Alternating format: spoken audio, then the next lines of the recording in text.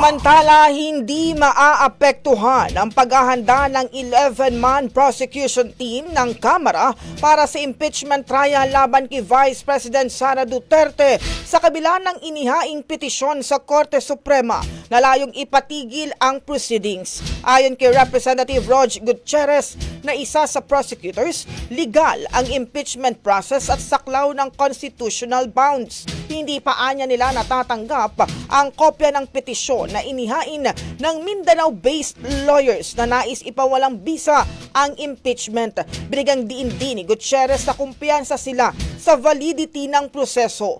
Pinagtibay naman ito ang impeachment ay isang congressional function kasabay ng pag-welcome sa judicial review bagamat handang tumalima sakaling patigilin ng Korte Suprema ang paghahanda ng prosekusyon.